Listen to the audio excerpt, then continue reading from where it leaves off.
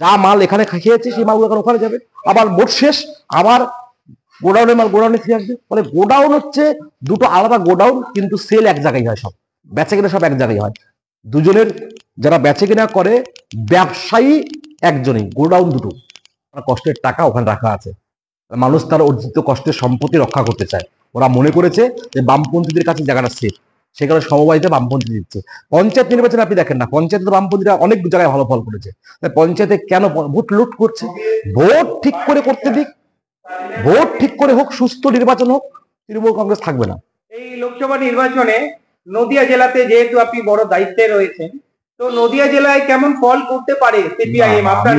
আমি একজন পার্টির একনিষ্ঠ কর্মী, পার্টির কাজ আমরা প্রতিদিন আমাদের কাজ থাকে, সেই কাজগুলো আমরা করি। পার্টির সাথে কিছু সামাজিক দায়িত্ব থাকে, সেগুলো আমরা পালন করি। আমরা বলেছি আমাদের পার্টিতে এটা ঠিক হয় না যে লোকসভার ক্যান্ডিডেট ও জিতবে, সে জিতবে, আমরা এটা বিশ্বাস করি। আমরা বলেছি মানুষের কথা, আপনাকে প্রথমেই বলেছি মানুষ জিতাবে। আর আমাদের জেলার কথা যদি আপনি বলেন, আমাদের জেলায় আপনি পঞ্চায়েত নির্বাচন দেখেছেন, বিরোধী দল হিসেবে আমাদের জেলায় আমরা উঠে এসেছি। এই সন্ত্রাসের পরেও, এই ভোট লুটের পরেও মানুষ সুযোগ পেলে নদিয়া জেলা পাল্টে দেবে। কৃষ্ণনগর লোকসভা কেন্দ্রে মনে হচ্ছে এবারে কি বামেরা জিততে পারবে? লড়াইতে অবস্থায় আছে, আমরা লড়াই করছি, মানে হার জিত পরের কথা, আমরা লড়াইতে আছি। আমরা বলেছি ধর্মের নামে যারা ব্যবসা করতে এসেছে এবং যারা দুর্নীতির সাথে যুক্ত, এই দু দলকে হারাতে হবে। ধর্ম ব্যবসায়ী এবং দুর্নীতিগ্রস্ত, এদের কোনো ধর্ম হতে পারে না, এদের কোনো দল হতে পারে না। এরা শুধুমাত্র মুনাফাকারী, এরা শুধুমাত্র লুটেরা, এরা শুধুমাত্র লুট লুট ষড়যন্ত্রকারী।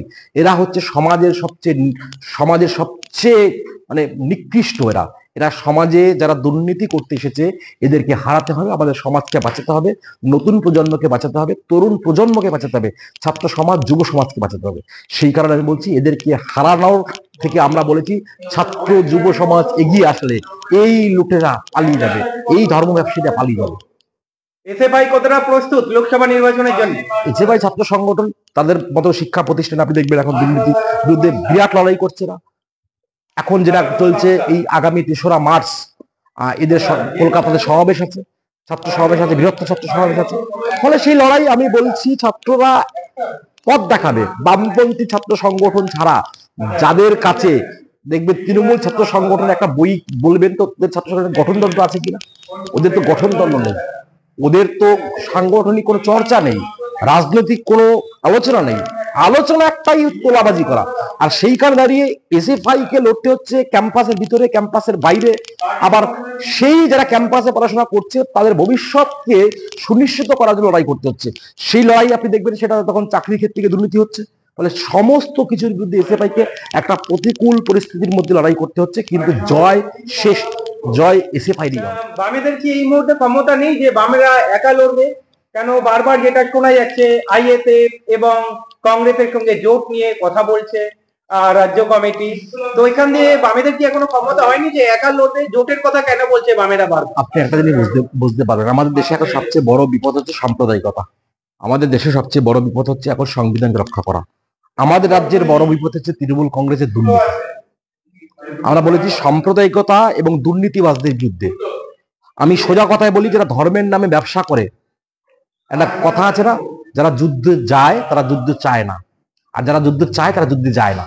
এই যে ধর্ম ব্যবসায়ীরা, এদেরকে আপনি কোনোদিন দেখবেন না ঘরে উপাসনা করতে, এদেরকে দেখবেন না নিরামিষ, মানে আমি কি বলি, এদেরকে দেখবেন না কোনো মানে একনিষ্ঠ ভাবে হচ্ছে ধর্ম আচরণ করতে।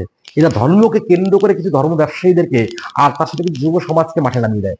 ফলে এই বিপদকে থেকে মুক্তি, এই বিপদ থেকে গোটা সমাজকে, গোটা দেশকে বাঁচাতে আমরা বলেছি সমস্ত ধর্মনিরপেক্ষ মানুষ, দুর্নীতিগ্রস্তদের বিরুদ্ধে যারা লড়তে চান, তারা এক জায়গায় একসাথে এদের বিরুদ্ধে লড়াই করা।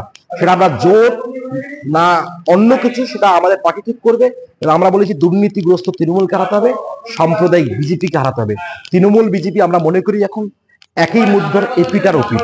আজকের তৃণমূল আগামী দিনের বিজেপি, আজকের বিজেপি আগামী দিনের তৃণমূল। এই যে আমি আজকে শুনলাম তৃণমূল কংগ্রেসের যোগদান মেলা গেছে, যোগদান পর্ব গেছে ঋত্বিক সদনে, আমি আজকে শুনেছি। আমি শুনেছি ওখানে লিখেছে, ব্যানারটা দেখেছি যে বিজেপি, আবার মাঝখানে সিপিআইএম এর নাম লিখেছে, আবার মাঝখানে কংগ্রেসের নাম লিখেছে। আমি একজনের নাম, আমি নাম বলবো না, এই পৌরসভা একজন ক্যান্ডিডেট হয়েছিলেন যিনি আগে তৃণমূল কংগ্রেসের কাউন্সিলর ছিলেন। তিনি লোকসভা, এই পৌরসভা নির্বাচনের সময় তৃণমূল কংগ্রেস টিকিট দেয়নি বলে তিনি কংগ্রেসে চলে গেছিলেন, মানে কংগ্রেসের নমিনেট চলে যাননি, কংগ্রেস থেকে প্রার্থীর সিম্বল নিয়ে এসেছিলেন যে আমি কংগ্রেস থেকে লড়তে চাই, এসে তিনি দাঁড়িয়েছিলেন। তিনি দাঁড়িয়ে আবার তিনি, বললাম না, যে মাল বেরিয়ে গেছিল গোডাউনের মাল আবার গোডাউনে ফিরে এসেছে, সেই মালগুলো তারা বলেছে যোগদান মেলা। আমি বলছি আপনি একজন বামপন্থী নেতার নাম বলুক তোরা, যে তারা এই তৃণমূলের যোগদান মেলায় অংশগ্রহণ করেছে। আসলে ওরা মিডিয়া, আসলে ওরা গোটা সমাজকে এই নির্বাচনে আগে চমক দিতে চায়। আপনি দেখবেন কদিন পরে বিজেপি আবার শুরু করবে, তৃণমূলের এমএলএদের যোগদান মেলা শুরু করবে। তার মানে কি, যা মাল এখানে খেয়েছে সেই মালগুলো এখন ওখানে যাবে, আবার ভোট শেষ আবার গোডাউনের মাল গোডাউনে ফিরে আসবে। ফলে গোডাউন হচ্ছে দুটো আলাদা গোডাউন, কিন্তু সেল এক জায়গায় হয়, সব বেচা কেনা সব এক জায়গায় হয়। দুজনের যারা বেচে কেনা করে ব্যবসায়ী একজনই, গোডাউন দুটো।